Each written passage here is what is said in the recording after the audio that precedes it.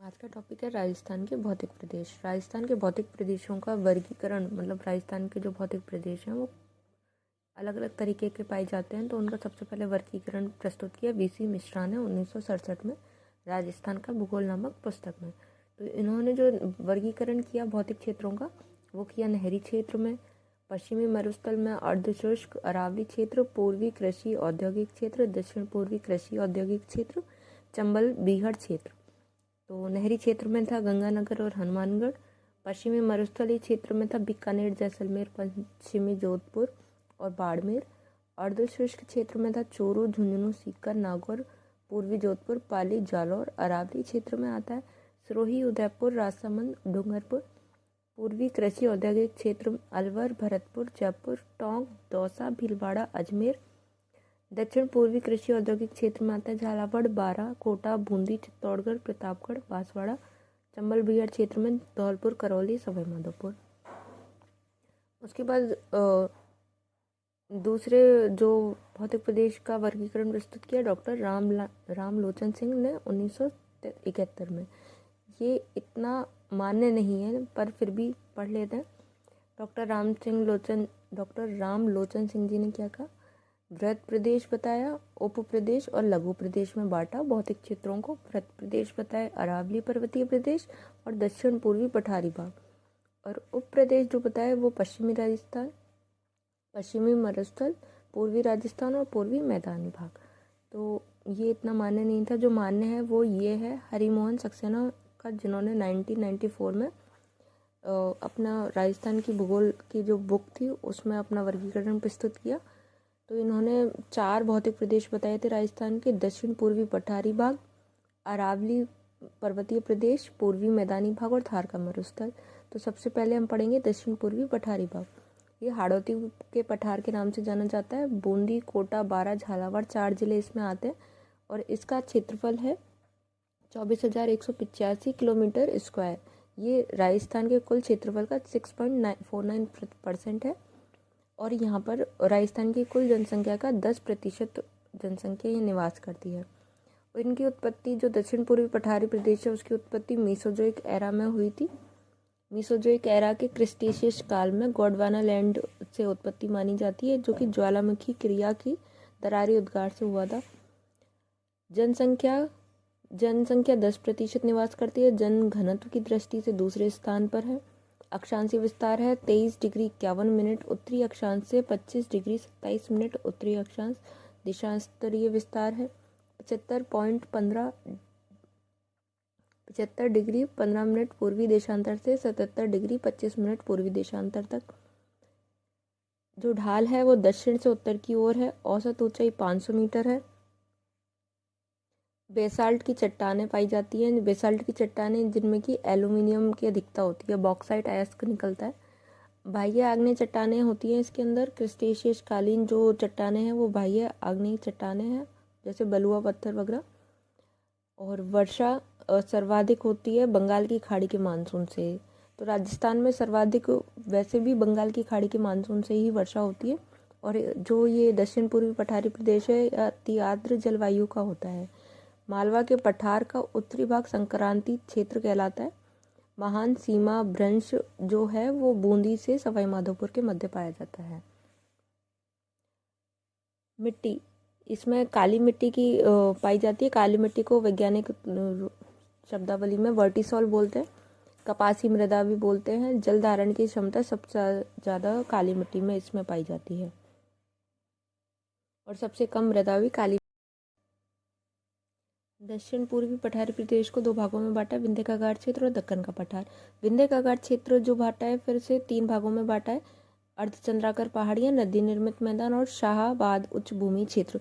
तो विंध्य का घाट के क्षेत्र जो अर्धचंद्राकार पहाड़ियाँ वो कौन कौन सी हैं? बूंदी की पहाड़ियाँ, कोंडला की पहाड़ियाँ, रामगढ़ की पहाड़ियाँ, मुकुंदरा की पहाड़ियाँ। नदी निर्मित क्षेत्र होता है इसमें जो नदियों से बना हुआ है, और शाहाबाद उच्च भूमि क्षेत्र भी है। फिर है दक्कन का पठार जो इसका दूसरा एरिया माना जाता है, जो कि झालावाड़ का पठार और गंगधर क्षेत्र जो है वो दक्कन के पठार में आते हैं। इसके अंदर जो विंध्य का घाट क्षेत्र है वहाँ दर्रे पाए जाते हैं, जैसे बूंदी का दर्रा, जैतवास दर्रा, रामगढ़ खटगढ़ दर्रा और लाखेरी दर्रा। ये विंध्याकर क्षेत्र में यानी दक्षिण पूर्वी पठारी क्षेत्र है जो उसमें पाए जाते हैं। उसके बाद है पूर्वी मैदानी भाग। पूर्वी मैदानी भाग मध्य का विशाल मैदान जो भारत का है उसका ही क्षेत्र पाया जाता है। ये नियो जो एक एरा में उत्पत्ति हुई थी, इसकी चतुर्थ महाकल्प बोलते हैं, प्लीस्टोसिन काल में उत्पत्ति हुई थी। पूर्वी मैदानी भाग राजस्थान के क्षेत्रफल का 23.40% है। क्षेत्रफल की दृष्टि से दूसरा भाग है ये, जो 4 भौतिक प्रदेश है उनमें दूसरा। जनसंख्या इसमें 39% है। जनसंख्या सबसे ज़्यादा यहाँ पर पाई जाती है, यहाँ जनसंख्या का घनत्व सबसे ज़्यादा है। पूर्वी मैदानी भाग में मृदा जलोढ़ प्रकार की होती है, जिसे अल्फीसोल, दोमट या कांप मृदा के नाम से भी जानते हैं। सर्वाधिक उपजाऊ मृदा है। यहाँ सिंचाई कुओं व जलकूपों से होती है। 67% सबसे ज़्यादा राजस्थान में इन्हीं से सिंचाई की जाती है। खनिजों की दृष्टि से सबसे निर्धन क्षेत्र पाया जाता है राजस्थान का ये, यहाँ पर ज़्यादा खनिज नहीं पाए जाते हैं। फिर पूर्वी मैदानी भाग को बांटा है चंबल बेसिन में, बनास बाणगंगा बेसिन और माही बेसिन में। तो चंबल बेसिन पढ़ते हैं। चंबल बेसिन फिर इसमें बीहड़ पाए जाते हैं। 480 किलोमीटर क्षेत्र में है ये। अवनालिका अपर्दन से बीहड़ का निर्माण होता है। जो चंबल नदी है उससे अवनालिका अपर्दन होता है जमीन का, उससे बीहड़ बनते हैं। उच्च भूमि को डांग बोलते हैं और निम्न भूमि को खादर बोलते हैं। और जो निम्न भूमि है वो नवीन जलोढ़ मृदा होती है, ये बहुत उपजाऊ होती है। और जो डांग प्रदेश है वो जो उच्च भूमि है वहाँ पे डाकू रहते हैं। धौलपुर, करौली, सवाई माधोपुर। घनत्व सबसे ज़्यादा धौलपुर में है और करौली को डांग की रानी भी बोलते हैं, और सवाई माधोपुर में मैक्सिमम विस्तार है बीहड़ों का। उसके बाद है बनास बाणगंगा बेसिन।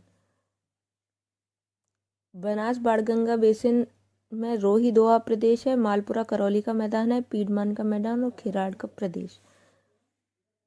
माही बेसिन कर्क रेखा को 2 बार क्रॉस करती है माही नदी, और इसमें माही बेसिन में 56 का मैदान, काठल का मैदान, बागड़ प्रदेश 3 प्रदेश पाए जाते हैं। तो 56 का मैदान प्रतापगढ़ बांसवाड़ा के बीच है, काठल का मैदान प्रतापगढ़ माही, प्रतापगढ़ में जो माही का तटवर्ती इलाका है वो काठल का मैदान, और बागड़ प्रदेश डूंगरपुर बांसवाड़ा का जो क्षेत्र है जो कि माही नदी द्वारा अरावली को काटा हुआ है, उस एरिया को बागड़ प्रदेश बोलते हैं। अगला है अरावली पर्वतीय प्रदेश। अरावली पर्वतीय प्रदेश जो अपने राजस्थान के कुल क्षेत्रफल का 9.393% है। तीसरे स्थान पर राजस्थान के क्षेत्रों में, और जनसंख्या है इसकी 10%, ये भी तीसरे स्थान पर जनसंख्या की दृष्टि से राजस्थान में। और इसकी उत्पत्ति 4.8 अरब वर्ष पूर्व हुई थी, प्री कैम्ब्रियम काल में गोंडवाना लैंड से वलित पर्वत श्रृंखला है, एजोइक एरा में निर्मित हुई थी ये। राजस्थान में खेड़ब्रह्म सिरोही से खीतड़ी झुंझुनू तक फैला हुआ है। इसका विस्तार सर्वाधिक विस्तार उदयपुर में, न्यूनतम अजमेर में है। इसकी कुल लंबाई इंडिया में है 692 किलोमीटर, राजस्थान में इसकी कुल लंबाई है 550 किलोमीटर। जो कुल इसकी 692 किलोमीटर है उसका 80% राजस्थान में। और सर्वाधिक ऊंचाई सिरोही में, न्यूनतम ऊंचाई जयपुर में, सर्वाधिक चौड़ाई राजसमंद और बांसवाड़ा में है। विशेषता विष्णु पुराण में सुमेरु पर्वत या मेरु पर्वत के नाम से जानते हैं। शाब्दिक अर्थ क्या होता है? पर्वतों की श्रृंखला। अरावली का मूल अरब सागर में है। अरावली की आकृति तंदूरा जो तत्ववाद्य यंत्र होता है उसकी जैसी होती है या कान के जैसी होती है, कर्णवत होती है। उत्तरी भाग की आकृति भेड़शिला जैसी है और दक्षिणी भाग पंजाकार है इसका अरावली का। विश्व की प्राचीनतम वलित पर्वतमाला है, समकालीन किसके है? अल्पेशियन पर्वतमाला के, जो कि यूएसए के पूर्वी तट पर पाई जाती है। महान भारतीय जल विभाजक रेखा जो है 50 सेंटीमीटर वाली समवर्षा रेखा या 500 mm वर्षा रेखा के समांतर है ये। अरावली में आग्नेय चट्टान अर्थात प्राथमिक चट्टानें ज़्यादा पाई जाती हैं। आंतरिक आग्नेय यानी कि ग्रेनाइट अभी पढ़ा था, दक्षिण पूर्वी पठारी विभाग में बाह्य चट्टानें यानी बेसाल्ट चट्टानें पाई जाती हैं। यहाँ पढ़ रहे हैं आंतरिक आग्नेय, वो बाह्य आग्नेय थी, आंतरिक आग्नेय ग्रेनाइट चट्टानें होती हैं। ये अम्लीय होती हैं या धारवाड़ क्रम की चट्टानें भी बोलते हैं। मृदा, इसमें मृदा है पर्वतीय मृदा, लाल मिट्टी या इंसेप्टिसॉल्स के नाम से जाना जाता है। ये मक्का के लिए उपयोगी होती है क्योंकि इसमें आयरन की अधिकता होती है। इसमें धात्विक खनिज और अधात्विक खनिज दोनों प्रकार के खनिज पाए जाते हैं। अरावली पर्वतीय प्रदेश में यहाँ वन व वन्य जीव अधिकतम है। अधिकतम वन उदयपुर में है। सर्वाधिक आदिवासी जनजातियाँ भी इसी एरिया में पाई जाती हैं। अरावली में गढ़सिया, सिरोही में, जयपुर में मीणा, उदयपुर में भील, डूंगरपुर में डामोर, राजसमंद से कोटा में कथौड़ी जनजाति पाई जाती है, आदिवासी जनजातियाँ। और अरावली में जो नहीं पाई जाती हैं, अर्थात अरावली क्षेत्र में नहीं आती, बट वो जिला जैसे बारा में सहारिया जनजाति और भरतपुर में सांसी जनजाति पाई जाती है। स्थानांतरित कृषि, झूमिंग कृषि जो होती है वो सर्वाधिक इसी एरिया में की जाती है। जैसे ये अलग अलग जनजाति के लोग अलग अलग प्रकार की स्थानांतरित कृषि के नाम से जाना जाता है उनकी कृषि को, जैसे गढ़सिया जनजाति की वालरा, डामोर की दजिया, भील की चिमाता, सहारिया की वात्रा। अब नदियाँ पढ़ेंगे। नदियाँ, सीकर में कांतली नदी बहती है इससे, अरावली से। सिरोही में पश्चिमी बनास, अलवर में रूपारेल, उदयपुर में साबरमती, जयपुर में साबी, बाणगंगा, राजसमंद बनास, अजमेर में लूनी नदी और प्रतापगढ़ में जाखम नदी। भौरहट का पठार जो पाया जाता है इसमें, वो अरब सागर नदी तंत्र व बंगाल की खाड़ी नदी तंत्र को 2 भागों में बांटता है। ये जल विभाजक रेखा का काम करता है भौरहट का पठार। वर्गीकरण, और अब इसका वर्गीकरण 3 उसमें किया जाता है क्षेत्र में, उत्तरी अरावली, मध्य अरावली और दक्षिणी अरावली। उत्तरी अरावली, इसमें 4 जिले आते हैं, सीकर, झुंझुनू, जयपुर, अलवर। पहाड़ियाँ, झुंझुनू, जो झुंझुनू में पाई जाती हैं वो पालखेत की पहाड़ियाँ। सीकर में मालखेत, तोरावटी, हर्ष पर्वत, अर्थात मालखेत की पहाड़ियाँ, तोरावटी की पहाड़ियाँ और हर्ष पर्वत। जयपुर में बैराट की पहाड़ियाँ, सेवर की पहाड़ियाँ। अलवर में हर्ष की पहाड़ियाँ, उदयनाथ की पहाड़ियाँ। चोटियाँ, रघुनाथगढ़ सीकर में, बबई झुंझुनू में, जयपुर में जयगढ़, नाहरगढ़, खो, बरवाड़ा, बैराठ। अलवर में भानगढ़, भरौच, बिलाली, और औसत ऊंचाई है 450 मीटर। मध्य अरावली विस्तार अजमेर में सबसे ज़्यादा है, मतलब अजमेर में ही मध्य अरावली का जो क्षेत्र है वो अजमेर जिला ही आता है उसमें। औसत ऊंचाई है 500 से 700 मीटर। पहाड़ियाँ हैं, मेरवाड़ा की पहाड़ियाँ, अजमेर मारवाड़ का मैदान, मेवाड़ की उच्च पठार को विभाजित करता है। जो मेरवाड़ा की पहाड़ियाँ हैं वो मारवाड़ का मैदान यानी जोधपुर साइड को और मेवाड़ की उच्च पठार को विभाजित करता है। चोटियाँ, गौरमजी 934 मीटर, मेरियाजी टौडगढ़ 933 मीटर, तारागढ़ 873 मीटर, नाग पहाड़ 795 मीटर। गढ़ बीटली के नाम से जाना जाता है तारागढ़ को। राजपुताने का जिब्राल्टर के नाम से भी जानते हैं तारागढ़ को। दर्रे, तो यहाँ पे बरदर्रा पाली में, शिवपुरी, सुराघाट, पीपली, अरनिया, पाखेरिया और झीलवाड़ा, ये दर्रे पाए जाते हैं मध्य अरावली में। उसके बाद है दक्षिणी अरावली, इसका विस्तार है राजसमंद, उदयपुर, सिरोही जिलों में और औसत ऊंचाई है 900 मीटर। पहाड़ियाँ, इसमें पहाड़ियाँ पाई जाती हैं कुकरा, विकरालग्राम, दिवेर, खमनौर की पहाड़ियाँ राजसमंद में, गोगुंदा, बिचमेड़ा की पहाड़ियाँ उदयपुर में। यहाँ दर्रे पाए जाते हैं देवारी का दर्रा, हाथी दर्रा, फुलवारी की नाल, केवड़ा की नाल, ये उदयपुर में है। फिर राजसमंद में पाए जाते हैं दर्रे गौरम घाट दर्रा, कामली घाट, हाथीगुड़ा का दर्रा, हल्दी घाटी दर्रा। फिर सोमेश्वर दर्रा पाली में, देसुरी दर्रा पाली में और स्वरूप घाट पाली में। उसके बाद दक्षिणी अरावली की प्रमुख चोटियाँ। दक्षिणी अरावली की प्रमुख चोटियाँ जो सबसे बड़ी है गुरु शिखर 1722 से 1722 मीटर या 1727 मीटर, शेर 1597 मीटर, दिलवाड़ा 1442 मीटर। लगातार 3 जो हैं वो सिरोही में पाई जाती हैं सबसे ऊंची चोटियाँ। उसके बाद जरगा है 1430 मीटर उदयपुर में, फिर अचलगढ़ 1381 मीटर सिरोही में, कुंभलगढ़ 1224 मीटर राजसमंद में। इसके अलावा ऋषिकेश चोटी जो पाई जाती है वो भी सिरोही में, कमलनाथ, सज्जनगढ़, सायरा, लीलागढ़, नागपानी, गोकुंदा, कोटड़ा, ये भी दक्षिणी अरावली की प्रमुख चोटियाँ हैं। अब है अरावली के पठार। उड़िया का पठार 1360 मीटर सिरोही में। राजस्थान का सबसे ऊंचा शहर माउंट आबू भी उड़िया के पठार पे ही है, नक्की झील भी यहीं पर है। आबू का पठार 1295 मीटर। बैथोलिक संरचनाएं से इंसेबर्ग भी के नाम से भी जाना जाता है, मतलब इंसेबर्ग एक प्रकार का पठार का ही प्रकार है। भौरहट का पठार राजसमंद व उदयपुर में पाया जाता है। ये वही नदी तंत्र को अभी ऊपर बताया था कि नदी तंत्र को अलग अलग करता है, अरब सागर नदी तंत्र को और बंगाल की खाड़ी की नदी तंत्र को। इसके पूर्व में जो नदियाँ बहती हैं वो बंगाल की खाड़ी में गिरती हैं और जो इसके पश्चिम में बहती हैं वो सब अरब सागर में गिरती हैं। उसके बाद ऊपरमाल का पठार बिजौलिया भीलवाड़ा से भैंसरोडगढ़ चित्तौड़गढ़ के मध्य है ऊपरमाल का पठार। मेसा का पठार चित्तौड़गढ़ में पाया जाता है और इस पर चित्तौड़गढ़ का दुर्ग बना हुआ है जो 13 किलोमीटर के क्षेत्र में है, काफ़ी लंबा है, काफ़ी बड़ा महल है। मानदेसरा का पठार चित्तौड़गढ़ में। लासड़िया का पठार उदयपुर में।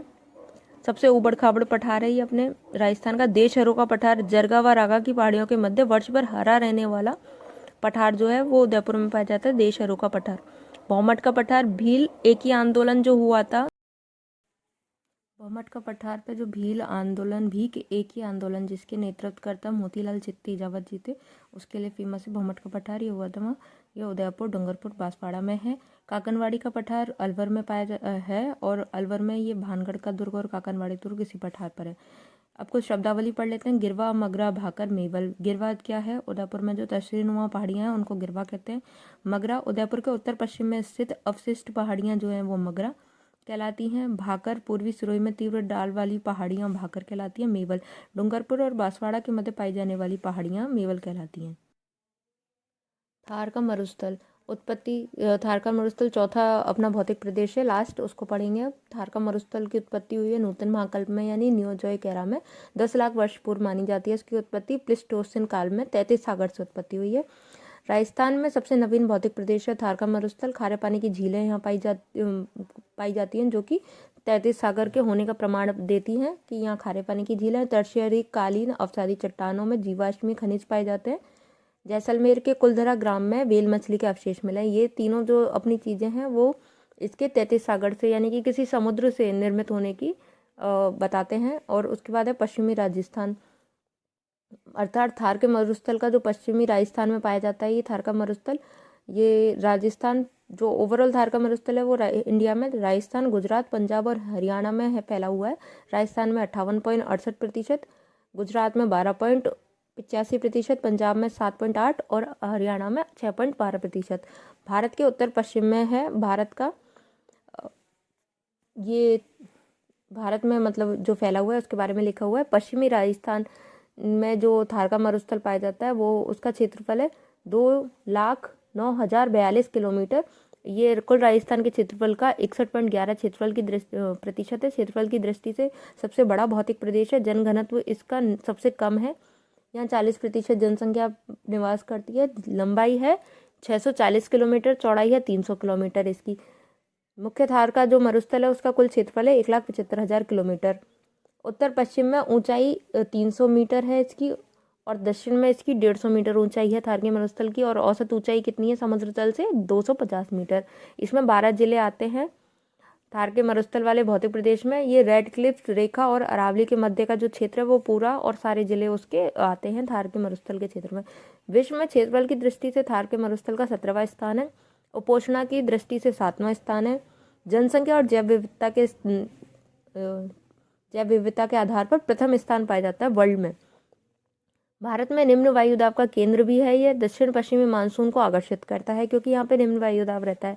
विश्व का शक्ति ग्रह कहलाता है। क्यों कहलाता है? क्योंकि यहाँ पे परंपरागत और गैर परंपरागत ऊर्जा संसाधनों के पाए जाते हैं। मतलब परंपरागत पेट्रोलियम और ये सब, और गैर परंपरागत जैसे कि सौर ऊर्जा और पवन ऊर्जा आदि। अब बाड़मेर सांचौर बेसिन पेट्रोलियम के भंडार हैं यहाँ पर। बीकानेर नागौर बेसिन पूनम क्षेत्र है जहाँ पे पेट्रोलियम और प्राकृतिक गैस निकलती है। पलावा बीकानेर कपूरडी जलीपा बाड़मेर में है जो कि लिग्नाइट निकलता है यहाँ से। और शाहगढ़ सब बेसिन है, वहाँ प्राकृतिक गैस निकलती है। मृदा, यहाँ पे मृदा पाई जाती है, रेतीली बलुई मृदा पाई जाती है जिसे एंटीसोल कहते हैं। शुष्क मृदा और एरिडीसोल, ये 2 प्रकार की मृदा एंटीसोल और एरिडीसोल पाई जाती है थार के मरुस्थल में। यहाँ वर्षा हमेशा 50 सेंटीमीटर से कम होती है। यहाँ मरुद्भिद वनस्पति पाई जाती है। मुख्य नदी लूनी नदी है। यहाँ पे नहर जो है वो इंदिरा गांधी नहर है जिसे मरुगंगा के नाम से भी जानते हैं। अब कुछ शब्दावली है थार के मरुस्थल से रिलेटेड, जैसे कि थली। थली शब्द का अर्थ है लूनी बेसिन के उत्तर का भाग, यानी थार का जो मरुस्थल है उसे थली बोला जाता है। धौरे, रेत में बने लहरदार या बालू का स्तूप जो होते हैं उनको धौरे बोलते हैं। लू, स्थानीय गर्म पवन है जो लू के नाम से जानते हैं। भभूल्या, आकस्मिक आने वाला वायु का चक्रवात जो होता है भभूल्या कहलाता है। मावट यानी गोल्डन ड्रॉप। गोल्डन ड्रॉप क्यों कहते हैं? क्योंकि ये गेहूं की फसल के लिए उपयोगी होती है मावट। तो मावट क्या होता है? पश्चिमी विक्षोभ से शीत ऋतु में होने वाली वर्षा, चक्रवाती वर्षा जो होती है वो कहलाती है मावट। ये पश्चिम उपोष्ण जेट स्ट्रीम से भूमध्य सागर से आती है। पुरवैया, पुरवैया सामयिक पवनें हैं। मानसूनी पवनें जो होती हैं वो पुरवैया होती हैं। ग्रीष्मकालीन दक्षिण पश्चिम मानसून इसकी वजह से आता है, जो कि बंगाल की खाड़ी की शाखा जो होती है, जो राजस्थान में 90% मानसूनी वर्षा करती है, यह आती है पुरवैया से। मानसूनी पवनें होती हैं हिंद महासागर के दक्षिण पश्चिम में उत्पन्न होती हैं।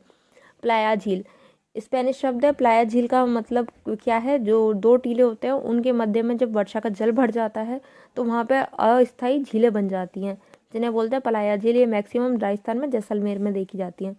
रण, जब प्लाया झील जो होती है वो उस वाष्पीकृत होकर उसका जल उड़ जाता है तो वहाँ पे थोड़ा दलदली भूमि बन जाती है, जिसमें कि खेती बाड़ी भी कर सकते हैं। वो दलदली भूमि जो होती है वो रण कहलाती है। मैक्सिमम रण भी जैसलमेर में पाए जाते हैं, जैसे पोखरन, माकरी। बाड़मेर में सबसे बड़ा रन है। जोधपुर में बाप फलौदी, ये भी रन के ही एग्जाम्पल्स हैं।